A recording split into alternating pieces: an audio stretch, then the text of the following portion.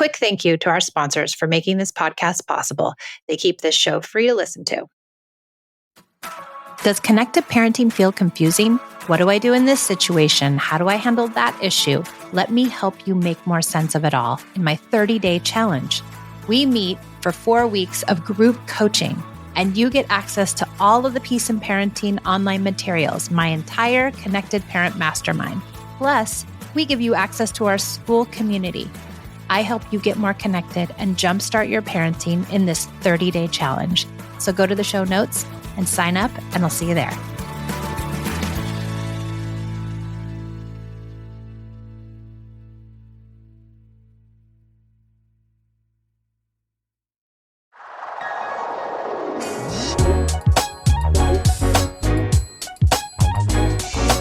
Thanks for joining me on the Peace in Parenting podcast. I'm so glad you're here. Welcome back to the Peace in Parenting podcast. I'm Michelle, and I'm so glad you're here. I want to read a little review from somebody who left a little review on Apple. They said, "So grateful for this podcast. I really want to change my parenting approach to be more kind and caring. I want to build a close bond with my kids now when they are little, and I need to break the habits that have been instilled in me since birth. This podcast touches on so many great subjects and gives you great ideas, like special time." Thank you so much. I really appreciate that, Cass1824. I so appreciate you leaving that review. It feeds my soul. I say that all the time, but I really love hearing from people, and hearing the positive feedback. It's always so nice. So thank you for that. Okay, today we're going to talk about whining. Whining is annoying. Whining can be and feel very like nails on a chalkboard, or like just so irritating, because we know this child who's whining probably can speak pretty well, probably doesn't really whine all the time. And when they get into these spaces where they start whining, we like to come back at them with things like, use your words. I can't hear you when you're talking like that. You need to use your big girl, your big boy voice. I don't understand you because you're whining. And we really focus on correction. The first place we go to is to try to correct the whining, because we want the whining to stop because it's irritating.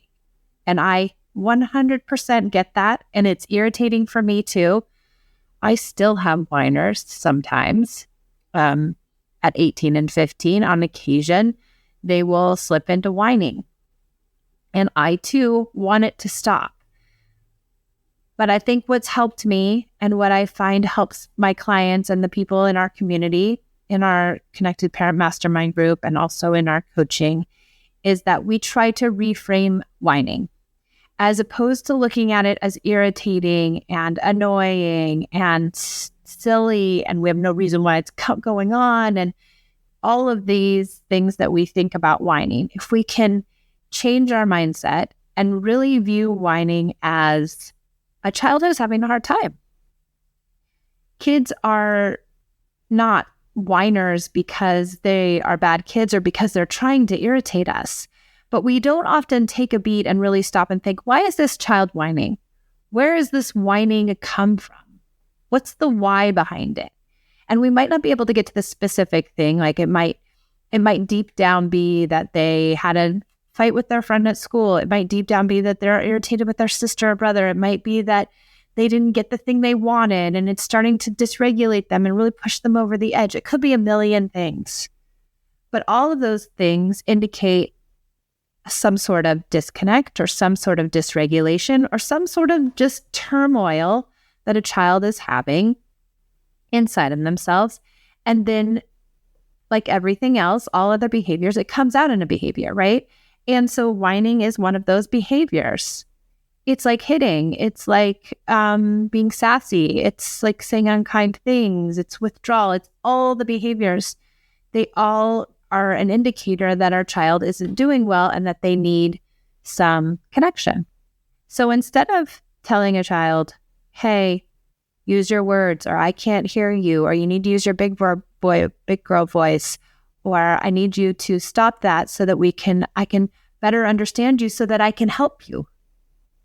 But you don't need to understand them. to help them, meaning you don't need to understand their words.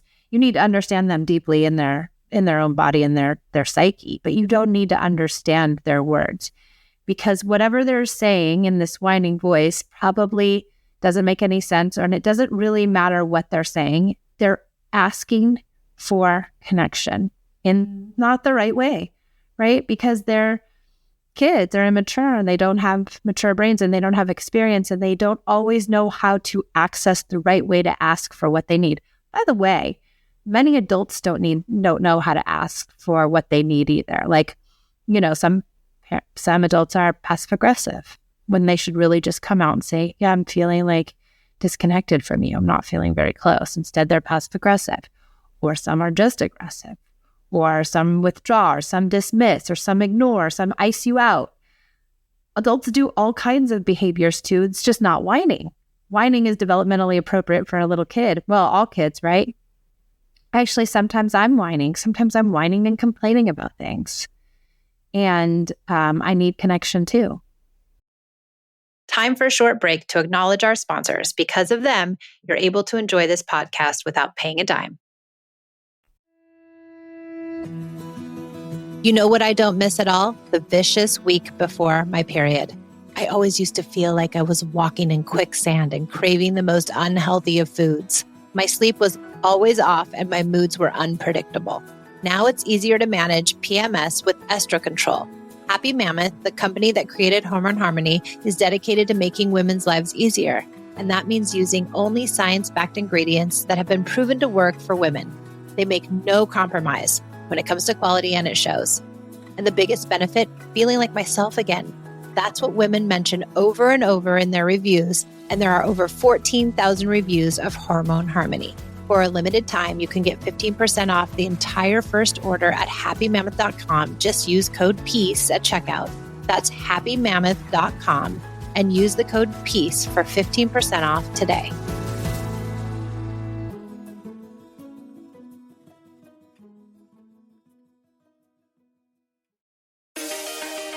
My book, Unpunished, is finally here. It is my journey into connected parenting, the idea of perfection and how it nearly took me down as a mom. I give you my best thinking around how to be a connected parent and the insights that I've discovered over the last 12 years of this incredible journey. I'm giving my book away for free, plus shipping and handling. So go to unpunished.com and get yours today. We're shipping domestically and we're also shipping internationally.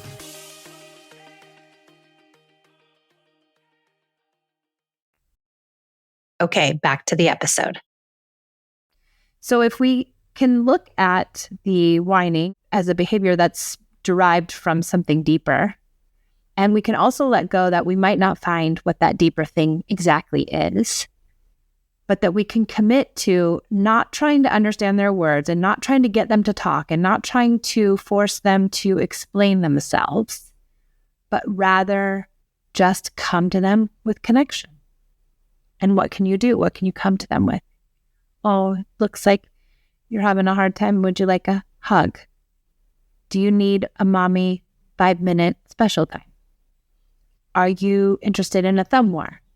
Would you like to take a little walk with me? Can you stop what you're doing and spend 5 minutes and try to get connected to your kid? Now, sometimes the whining comes from this idea of we've said no, right? No, we're not going to have another cookie. We're not going to go to the park. We're not going to watch a movie. We're not going to buy that thing at Target.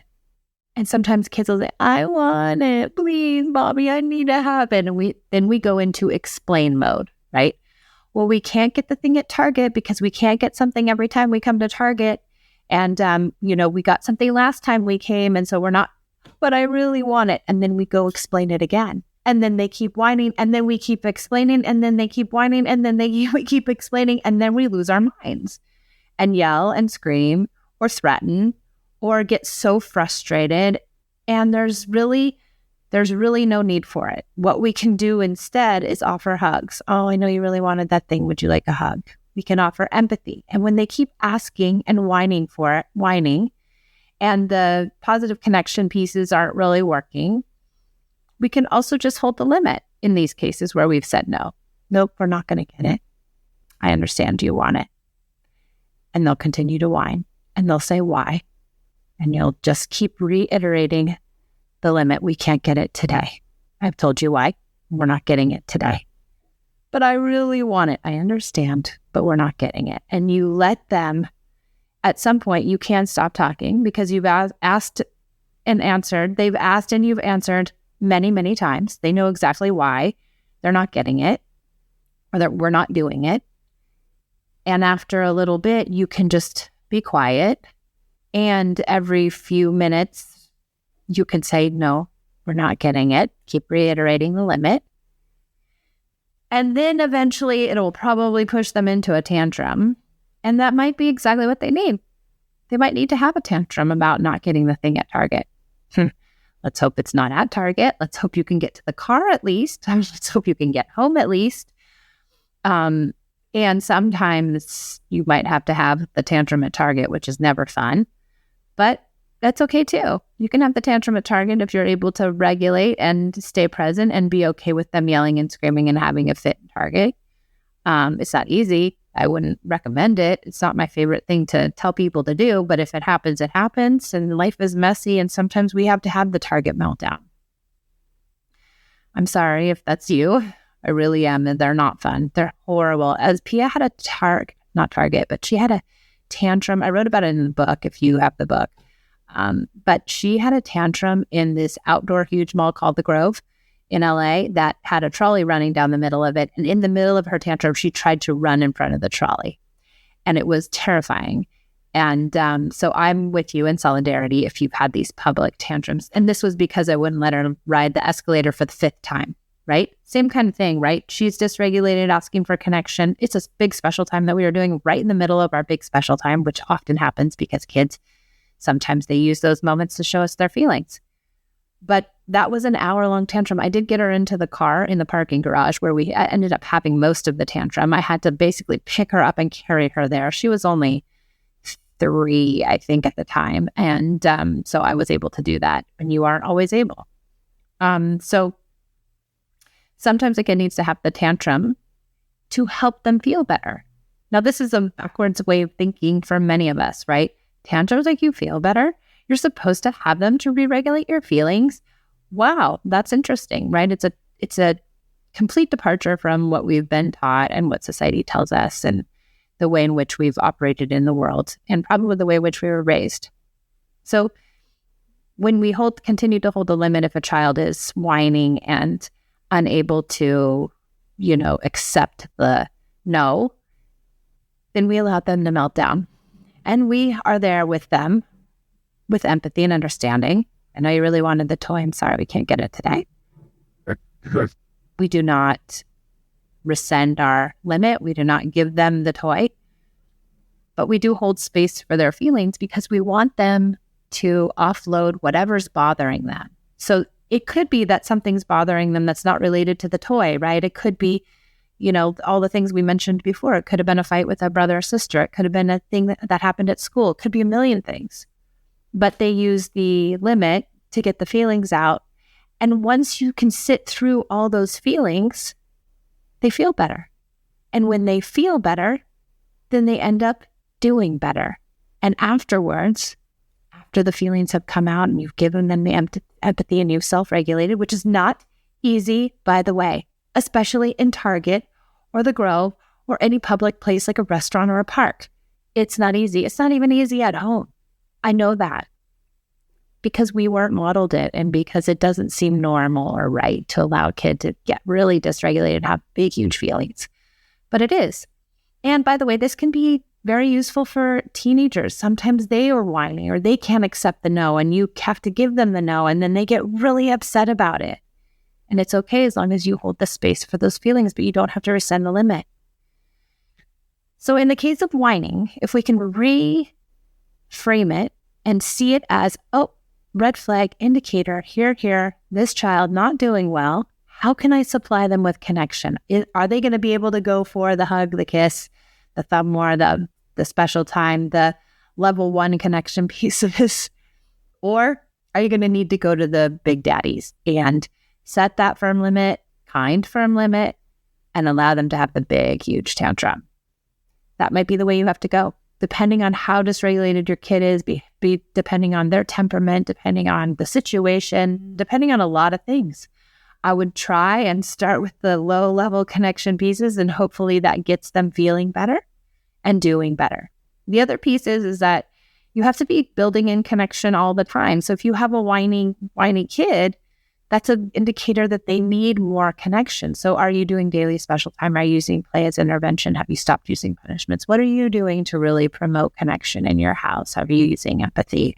Are you intervening in sibling rivalry with neutrality? Like tons and tons of, ideas around connected parenting and the tools and the framework. So learning all of those and making sure you're implementing them all of the time will decrease the whining, because once they've got to whining, you kind of lost, right? You're just remediating at this point. You're just trying to put a Band-Aid on it.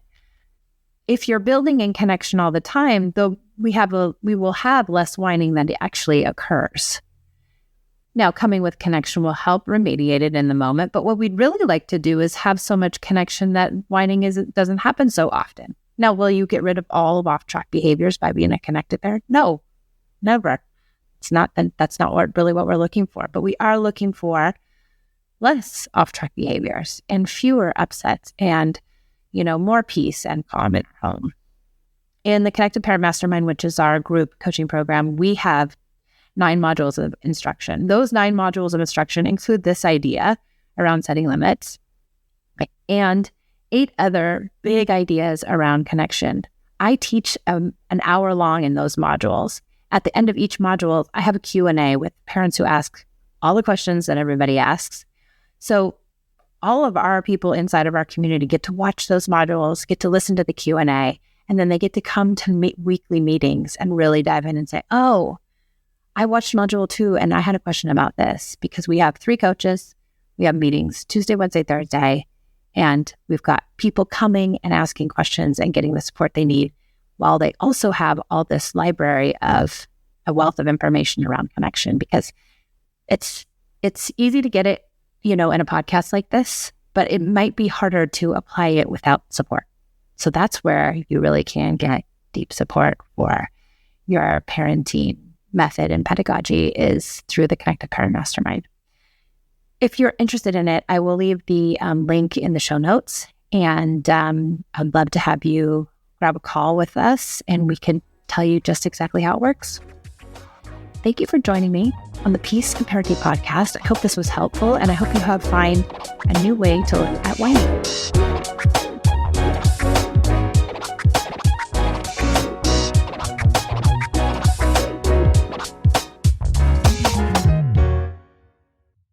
At Kroger Pharmacy, care is what's most convenient for you. Care is being here when you need us. We're open evenings and weekends. Care is helping you save more. Most insurance plans and discount cards are accepted at your local Kroger Pharmacy.